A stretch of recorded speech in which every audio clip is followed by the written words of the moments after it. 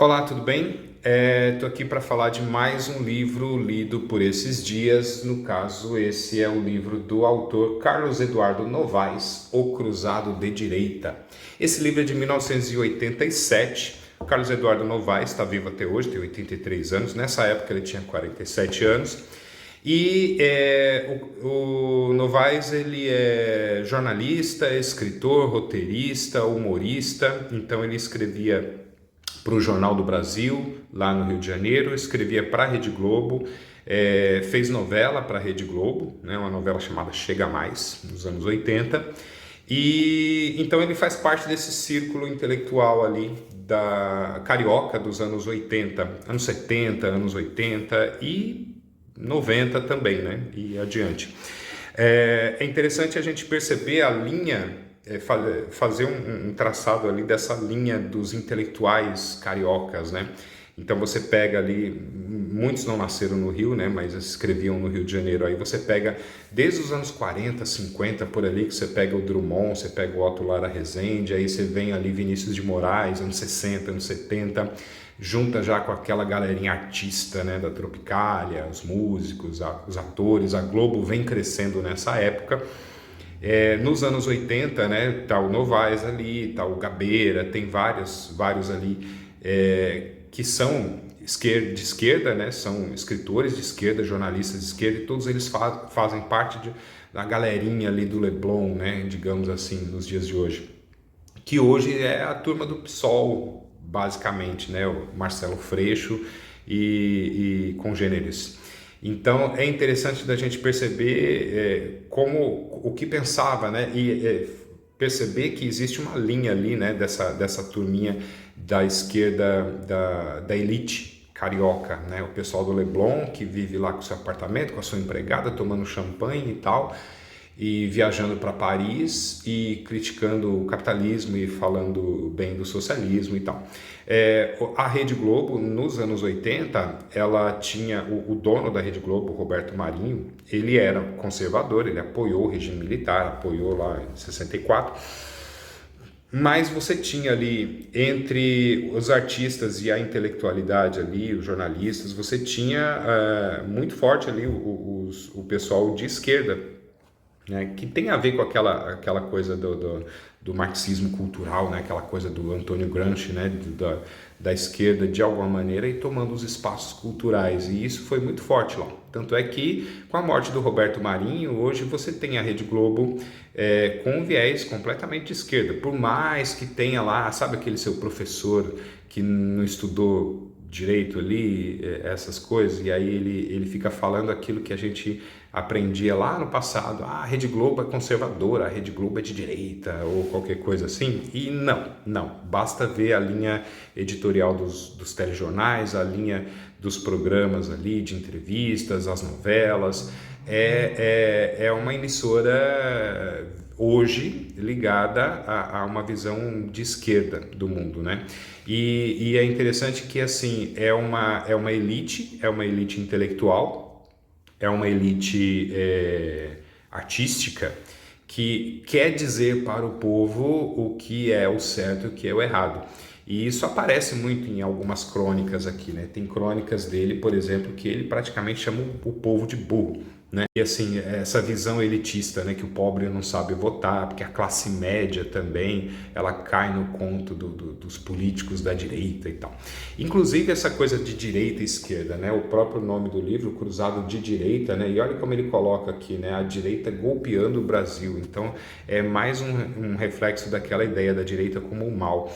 Eu vivi ali o começo da minha adolescência, no finalzinho ali dos anos 80, e eu me lembro claramente, a gente aprendia isso na escola e a gente ouvia isso o tempo todo na imprensa, na mídia, que a direita é o mal. Então, político de direita seria todo tipo de político, e assim, não se falava de ideias, né? Era assim, os políticos tradicionais era a direita, e a esquerda era o bem, a esquerda era os políticos preocupados em ajudar o povo, em justiça e tal. E a gente cresceu com essa ideia.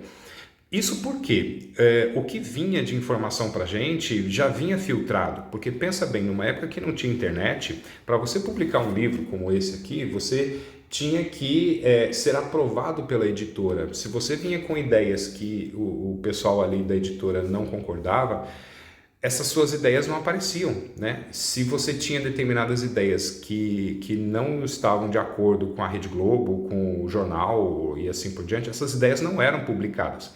Então isso passava tudo por um filtro.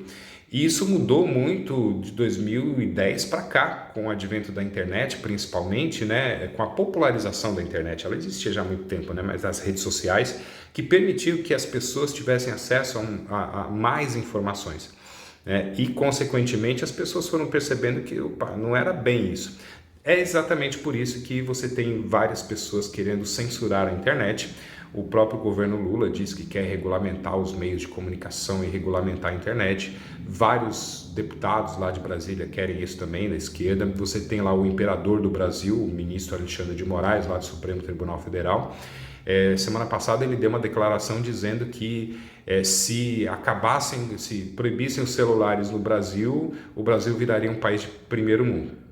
Olha o nível intelectual do nosso imperador, o cara que manda em todo mundo, manda em presidente, deputado, senador, ele faz e acontece, manda prender, manda censurar, manda tirar dinheiro.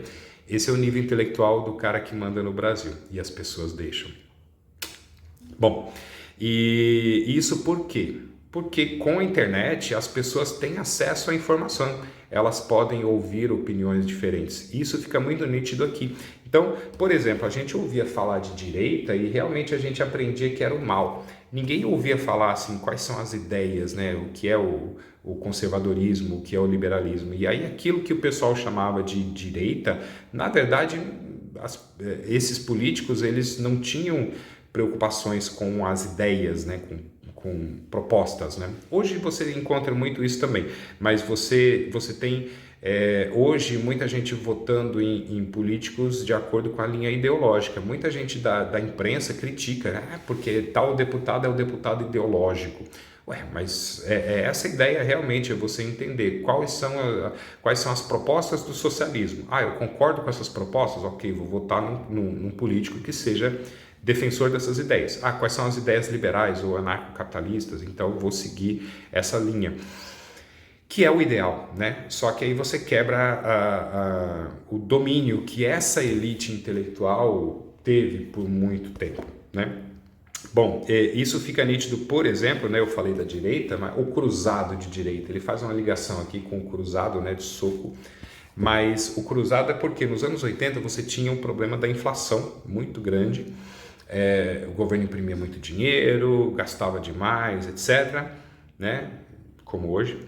E aí você tinha a inflação 80% ao mês, 90% ao mês, dependendo dos casos. E aí o presidente da época, José Sarney, ele vem com a ideia do plano cruzado, né? Muda o nome da moeda para cruzado, e de cruzeiro, né? Para cruzado, corta 3 zeros lá da moeda e tabela preços. E não deu certo, óbvio que não dá certo, né? Porque hoje em dia a gente sabe que tabelamento de preço não funciona, porque o preço, na verdade, não é uma coisa do tipo assim, eu sou empresário do mal e eu quero ganhar dinheiro, eu vou vender o arroz a R$100 o quilo. Não é assim que a coisa funciona. O preço, ele é um indicativo da falta ou do excesso de produtos no mercado, né? Então, não adianta você tabelar preço, porque isso não vai fazer com que magicamente os produtos continuem existindo. Os produtos ora estão em grande quantidade, ora em menor quantidade, depende de uma série de fatores, guerra, seca, inundação, etc., produção e assim por diante. Então, fica nítido aqui que o autor não tem a menor ideia do que era economia e de como funcionava a economia, nas crônicas que ele trata de economia ali, né, do porquê que deu errado. É sempre aquela visão de esquerda do tipo assim, o empresário é do mal e ele que está escondendo o boi lá no pasto, então por isso está faltando carne na mesa das pessoas, ou está faltando papel higiênico e tal. É sempre o empresário que é o malvadão.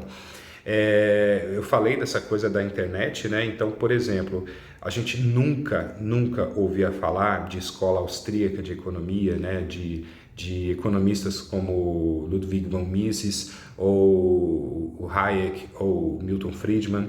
No máximo a gente ouvia falar da escola de Chicago, né, do Chicago Boys, né, principalmente por causa do Pinochet lá no Chile, né, que adotou essa política e que a economia chilena cresceu bastante nesse período. Mas a gente nunca ouvia exatamente quais são as propostas desse pessoal. Era sempre demonizando, né? Eles querem privatização, privatização é o mal e assim por diante.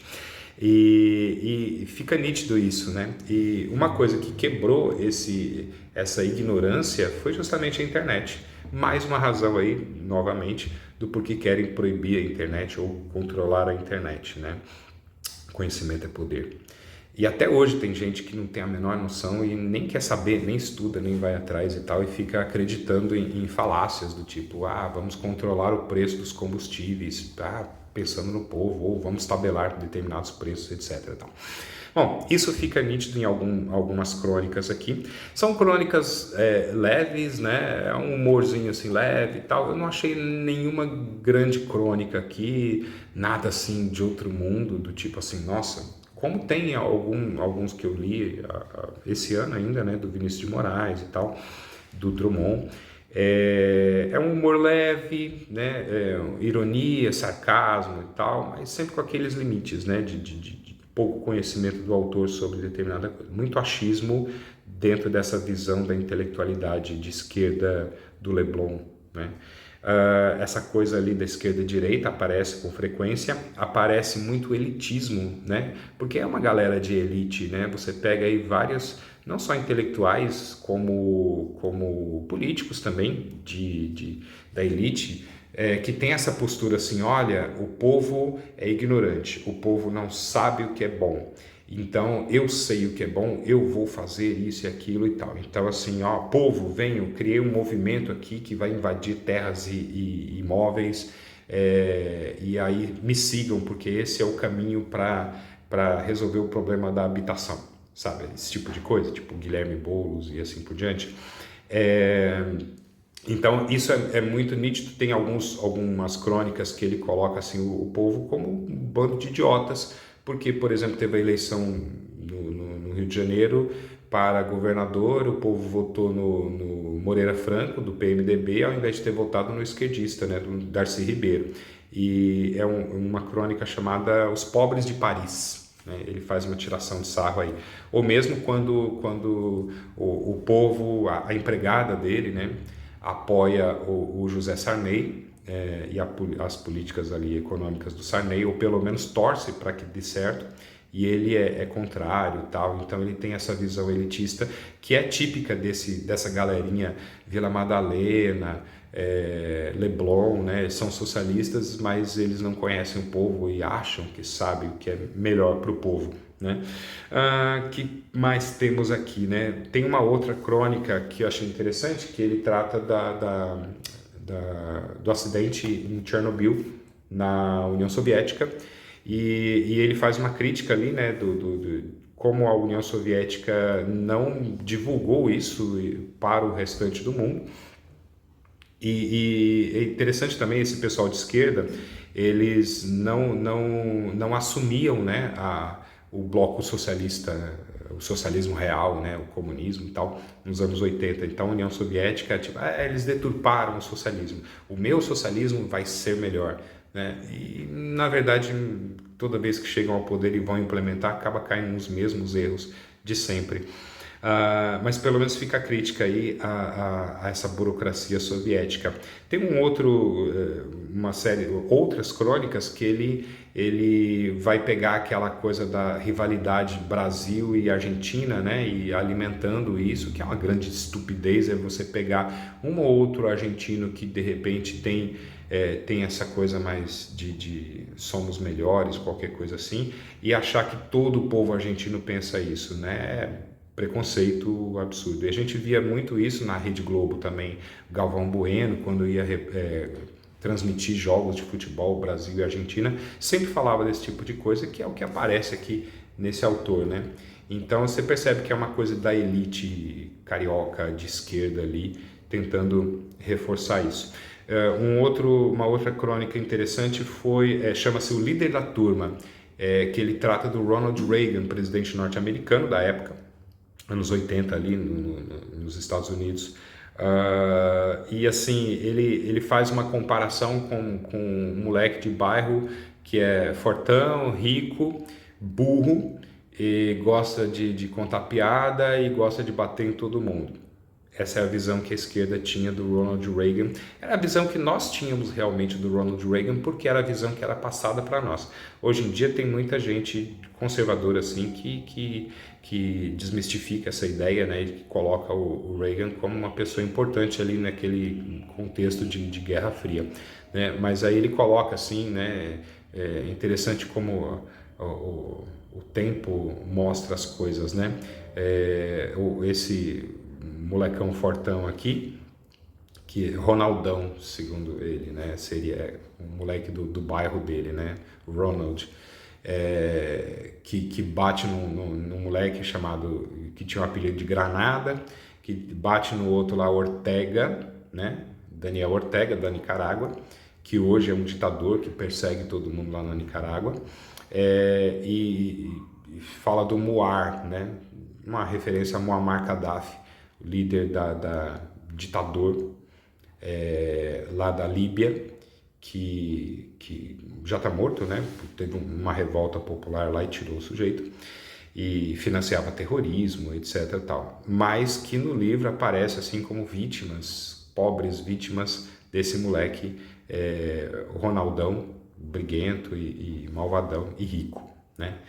Ou seja, é um livro interessante, eu diria não no sentido literário, mas é uma boa fonte histórica, que afinal de contas ele não sobre os anos 80, né, mas sobre como essa elite intelectual carioca dos anos 80 pensava, o que eles pensavam dos militares, da política, da economia, do momento ali dos anos 80, né? Então é um registro histórico ali das ideias dessa turminha, dessa galerinha descolada do Leblon, da Vila Madalena, que hoje vota no PSOL, que defende o socialismo, mas vai fazer o seu enxoval em Nova York e vai para Disney, né? Socialismo para vocês e capitalismo para mim. Aquela história do socialista de iPhone, né? Também aquela retrata bem ali, dá para a gente fazer um paralelo interessante sobre essa circulação de ideias, né? Como que as ideias eram bem controladas nos anos 80 ali, né? Nem tudo era publicado, principalmente se não fosse de esquerda, se não tivesse essa visão descolada do mundo, e que acabava limitando o conhecimento das pessoas, e justamente por isso que as pessoas querem controlar a internet. Tem uma crônica interessante aqui que fala da Copa, né, de 86, e que aborda assim como a diferença, né, dos dias de hoje. Hoje em dia você tem acesso à informação muito facilmente, e nessa crônica de 86 ele aborda lá uma família que está nos Estados Unidos querendo ouvir o jogo Brasil e França, que o Brasil foi desclassificado, e aí a TV não pega, e aí o rádio tem interferência, aí eles ligam para o Rio de Janeiro para saber como é que está o jogo, e aí o preço da ligação é absurdo e tal, e você pensa, nossa, hoje em dia, né, com celular é tudo tão fácil, né? E fica um registro histórico também de como que eram as comunicações, né, e o acesso à informação naquela época.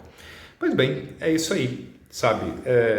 Não é um grande livro do ponto de vista literário, mas do ponto de vista histórico ele é interessante justamente por conta de tudo isso que eu falei. Próximos vídeos eu vou tratar de algum outro livro, né? Não sei exatamente quando, depende aí do tempo, mas é isso, aguardo vocês então no próximo. Então, ok, um abraço e até a próxima.